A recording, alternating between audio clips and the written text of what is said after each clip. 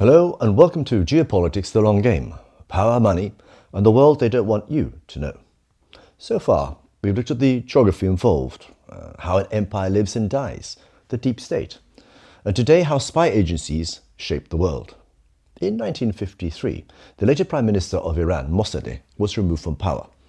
Not by an invasion, not by a coup in the military sense, but by a budget of approximately $1 million, $12 million today, and a handful of CIA and MI6 officers operating under false identities in Tehran.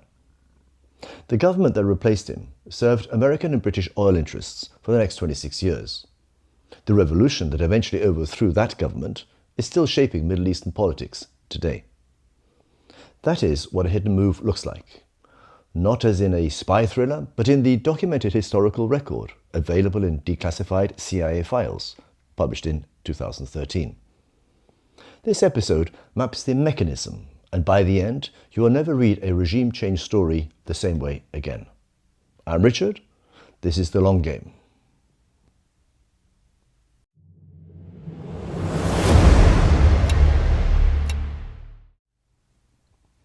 The word intelligence covers three distinct functions.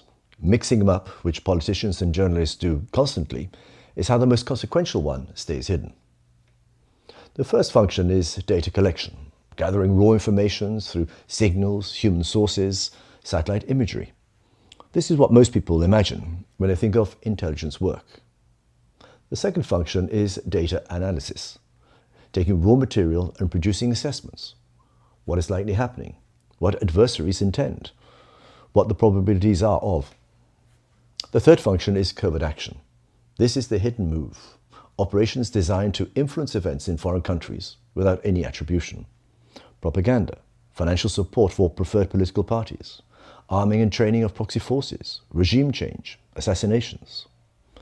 These operations are authorized by executive order, funded through classified budget lines that most elected representatives never see. And they are, by design, deniable.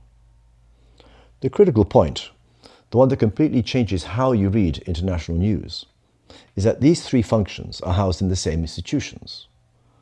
The intelligence services both analyze intelligence honestly and conducts covert operations to shape the reality that intelligence then reanalyzes. The inherent conflict of interests in that arrangement is not an accident. It is the feature. The public face is the analyst. The operational reality is the actor.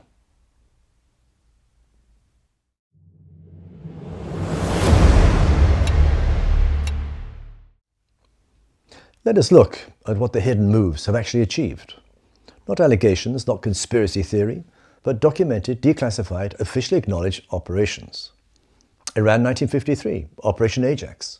CIA and MI6 jointly orchestrate the overthrow of Prime Minister Mossadegh, who had just nationalized Iranian oil. He is replaced by the Shah. SAVAK, the Shah's secret police, trained by the Western intelligence services, tortures and disappears thousands over the following 2 decades. The Iranian Revolution of 1979 is, in significant part, a reaction to those 26 years. The hostage crisis, the nuclear program, the current confrontation. The causal chain from Operation Ajax runs unbroken to the present day. One covert operation, 70 years of consequences. Guatemala 1954. President Arbenz introduces land reform, redistributing idle land owned by the United Fruit Company to landless peasants. The CIA organizes a coup. Guatemala spends the next 40 years in civil conflict that kills an estimated 200,000 people. The United Fruit Company's land is returned. Chile, 1973. President Allende, democratically elected, is overthrown in a CIA-backed coup.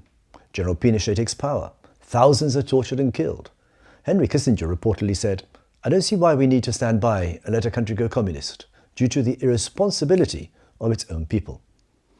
These are not the worst examples, they're merely thoroughly documented. The declassified record also covers the assassination of Patrice Lumumba in the Congo in 1960, Indonesia in 1965. CIA provides lists of Communist Party members used by the military to conduct a massacre, estimated at 500,000 dead. Nicaragua, Afghanistan, Angola, Syria. Proxy wars that bled nations for decades to manage the Cold War chessboard. The common thread is not ideology, not democracy, not human rights. The common thread is resource access, strategic geography, and the maintenance of positional advantage. The hidden move is made in the direction the long game requires.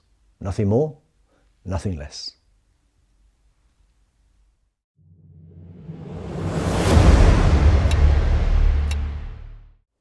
A justifiable objection is that those are all Cold War operations conducted under different norms.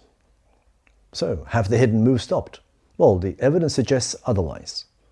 The 2003 Iraq War, as Lawrence Wilkinson has meticulously documented, was not an intelligence failure in the ordinary sense. The conclusion was decided first, and the intelligence was assembled to support it. The hidden move was made not in a foreign capital, but inside the American policy process itself, to manufacture the domestic political conditions for a war the executive had already decided to fight. In Syria from 2011 onward, the CIA's Operation Timber Sycamore, the covert program to arm and train Syrian opposition groups, was the largest covert action program since the Cold War, spending $1 billion per year at its peak. It armed groups that subsequently became part of the Al-Qaeda affiliated networks. It prolonged a civil war that killed 500,000 people and produced the largest refugee crisis in European history since the Second World War. It was eventually wound down by the Trump administration in 2017, not because it succeeded, but because it had comprehensively failed. The hidden moves have not stopped. They have been upgraded.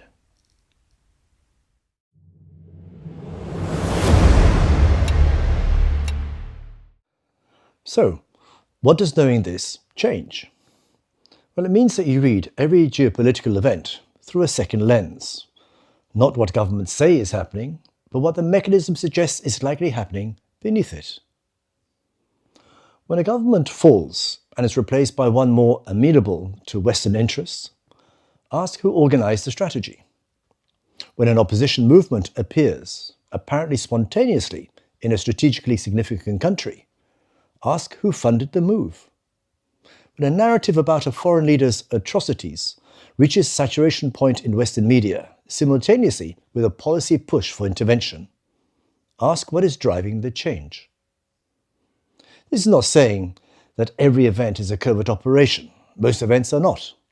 The analytical skill is not paranoia, it is proportion. Knowing that hidden moves exist means assigning appropriate probability to their involvement, rather than zero probability, which is what the official framing always assumes. Ray McGovern describes the discipline simply. Strip out the official narrative, identify the structural interests, follow the money and the geography, and ask who benefits, not as a conclusion, but as a starting hypothesis. The hidden move always leaves traces, declassified documents, investigative journalism, whistleblowers. The traces accumulate over decades. The board is more readable now than it has ever been, if you know what you're looking for.